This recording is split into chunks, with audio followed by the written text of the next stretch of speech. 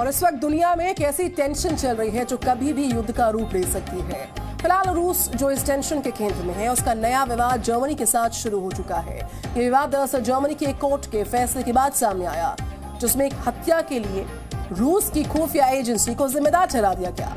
रूस ने कहा है कि जर्मनी के इस कदम के बाद दोनों देशों के पहले से खराब चल रहे संबंध और खराब हो सकते हैं।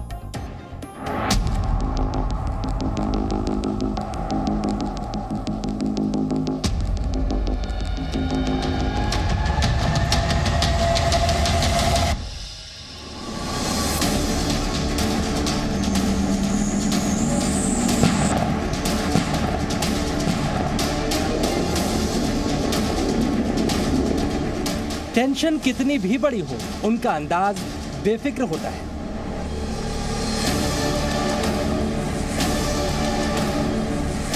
सामने अमेरिका हो, ब्रिटेन हो या कोई दूसरी महाशक्ति, उन्हें फर्क नहीं पड़ता। लेकिन जो छेड़ता है, कहा जाता है रूस के राष्ट्रपति व्लादिमीर पुतिन उसको छोड़ते भी नहीं।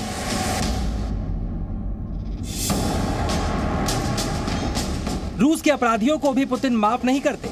लेकिन अब पुतिन का यह अंदाज दो महाशक्तियों के बीच टेंशन की वजह बन गया है। यूक्रेन के मुद्दे पर अमेरिका से रूस की तनातनी चल रही है। जर्मनी भी रूस को यूक्रेन पर चेतावनी दे चुका है। इस बीच जर्मनी और रूस के बीच लगी आग में घी डालने का काम किया है। जर्मनी में हुई एक हत्या पर अदालती फैसले ने, जिसके बाद जर्मनी ने रूस के दो राजनयिकों को देश से बाहर निकालने का फैसला किया। चलिए सबसे पहले आपको जर्मनी और रूस के बीच शुरू हुई नई टेंशन के पीछे की वजह बताते हैं। 2019 में हुए एक मर्डर केस में बर्लिन की अदालत का फैसला आया है। बर्लिन में हुई इस हत्या में रूसी जासूसी एजेंसी FSB को दोषी पाया गया है। इसके बाद जर्मनी ने रूस के दो अफसरों को निष्कासित कर दिया है। रूसी नागरिक वादिम करासिकोव को हत्या का दोषी पाया गया है। अदालत के फैसले के मुताबिक चेचन मूल के जेलिम खान खांगोशुली का मर्डर हुआ और इस हत्या को जर्मनी ने अपनी संप्रभुता का उल्लंघन माना है। तो ये एक एलिमेंट ऐड हो गया है जर्मनी रशिया के रिश्तों में, जो कि आ रहा है इस समय, जबकि यूक्रेन के मामले को लेकर के मामला गंभीर हो रखा है। अमेरिका प्रेशर कर रहा है जर्मनी को कि आप रशिया से अपने रिश्ते डाउनग्रेड कीजिए। लेकिन इस मामले में जर्मनी सिर्फ दोषी को सजा देकर चुप नहीं बैठा। जर्मनी की तरफ से रूस के राजदूत को तलब करके इसे रूस की सरकार द्वारा की गई हत्या बताया गया और दो राजनयिकों को बाहर निकालने की जानकारी भी दी गई। इसके अलावा जर्मनी की विदेश मंत्री ने रूस के विदेश मंत्री से बात करके इस पर विरोध भी दर्ज करवाया। लेकिन रूस भी इस मामले में चुप नहीं बैठा। उसने जर्मनी को चेतावनी देते हुए इस कार्रवाई का जवाब देने की बात कही है। जर्मनी में रूस के राजदूत ने कहा, जर्मनी का फैसला राजनीतिक है। जर्मनी की अदालत ने रूस विरोधी भावनाओं के आधार पर फैसला लिया है। इससे रूस के जर्मनी के साथ चल रहे तनावपूर्ण रिश्ते और ज्यादा खराब होंगे। अदालत का यह फैसला एक शत्रुतापूर्ण कदम है और रूस इस कार्रवाई का जवाब देगा। चलिए अब आपको समझाते हैं आखिरकार जर्मनी की अदालत ने क्यों बर्लिन में हुई हत्या में रूस का हाथ माना है। 2019 में बर्लिन के अंदर जिस चेचन नागरिक की हत्या हुई थी, उसे रूसी सुरक्षा बलों द्वारा आतंकवादी माना गया था। उस पर चेचन्या में रूसी फौजों के खिलाफ लड़ने के आरोप भी हैं। इसके अलावा मॉस्को मेट्रो में बम धमाकों में शामिल होने का भी आरोप इस शख्स पर था। जर्मनी की अदालत के मुताबिक रूस की केंद्रीय सरकार ने जर्मनी में उसे कत्ल करने का फैसला किया।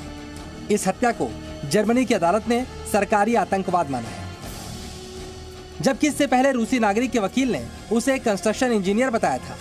लेकिन मुकदमा दर्ज करते वक्त जर्मन अधिकारियों ने दावा किया था कि करासिकोव FSB का स्पेशल यूनिट कमांडर है, जिसने रूस की सरकार के इशारे पर इस मर्डर को अंजाम दिया। हालांकि रूस के बारे में पहले से कहा जाता है कि उसकी खुफिया एजेंसियां देश से बाहर अपने अपराधियों को इसी तरह ठिकाने लगाती हैं।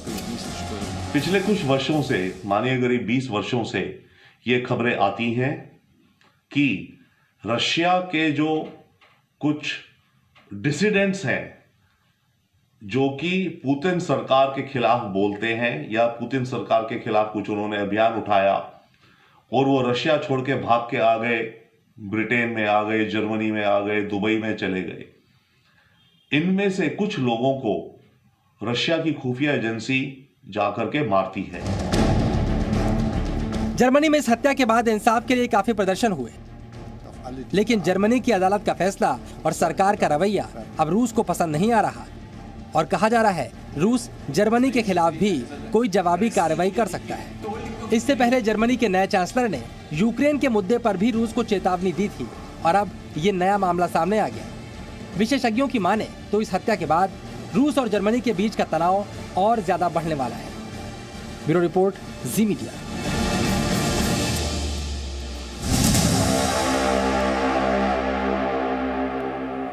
और रूस अगर यूक्रेन पर कार्रवाई करता है तो दुनिया के कई मुल्क उसके खिलाफ खड़े हो जाएंगे। लेकिन अब यूक्रेन ने भी रूस के हमले से निपटने की तैयारी तेज कर दी है। यूक्रेन लगातार बॉर्डर पर युद्ध अभ्यास कर रहा है। यूक्रेन रूस को एक संदेश देना चाहता है कि उसे कमजोर समझने की कोशिश न की जाए। यूक्रेन ने अपने लोगों को मिलिट्री ट्रेनिंग देना शुरू कर दिया है।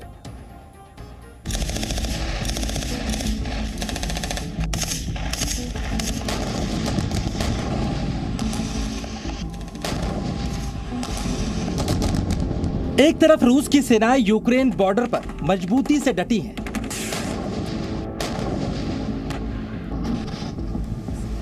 दुनिया रूस को मनाने का प्रयास कर रही है कि उसकी सेनाएं यूक्रेन पर हमला ना करें। लेकिन इस बीच यूक्रेन ने भी रूस से भीषण जंग लड़ने की तैयारी शुरू कर दी है। यूक्रेन के सैनिकों और भारी भरकम टैंकों की इस हलचल को देखिए। यूक्रेन के सैनिक खुद को किसी भी तरह के हमले के खिलाफ तैयार कर रहे हैं।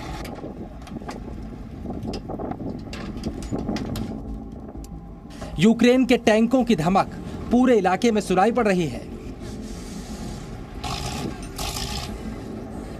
आर्टिलरी को एक जगह से दूसरी जगह पर ले जाया जा रहा है। इसे तुरंत हमले के लिए तेजी से तैयार किया जा रहा है। यह यूक्रेन के सैनिकों का अभ्यास है। फिलहाल इन टैंकों और तोपों से गोले नहीं निकल रहे, लेकिन दुश्मन सामने आया तो धमाके भी होंगे। Вочевидь, що і в бойових умовах вони діятимуть так само ефективно і будуть прикривати небезпечні напрямки від реального противника. यूक्रेन सिर्फ रूस के संभावित हमले के पलटवार की तैयारी नहीं कर रहा, युद्धाभ्यास में मौजूद इन एंटी टैंक्स माइंस को भी देखिए। यूक्रेन के सैनिक इन माइंस को बिछाने का भी अभ्यास कर रहे हैं ताकि दुश्मनों के टैंकों को यूक्रेन में घुसने से रोका जा सके। Подібні навчання дозволяють відпрацьовувати моєму екіпажу встановлення протитанкових мінних загороджень, які зупинять можливий прорив ворожого танкового підрозділу. उधर रूस ने भी यूक्रेन के बॉर्डर पर अपनी टैंक बटालियन और भारी भरकम आर्टिलरी को तैनात कर रखा है। यानी युद्ध हुआ तो बहुत भीषण होगा।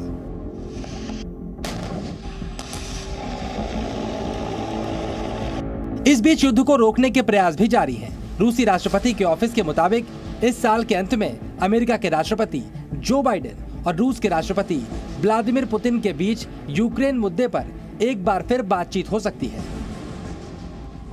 फिलहाल यूक्रेन बॉर्डर पर बारूद सुलग रहा है। दुनिया चाहती है कोई धमाका ना हो, लेकिन धमाके की तैयारियां यूक्रेन और रूस दोनों तरफ से जारी है और डर इस बात का है कि कोई छोटी सी चिंगारी इस क्षेत्र में युद्ध की आग को ना भड़का दे।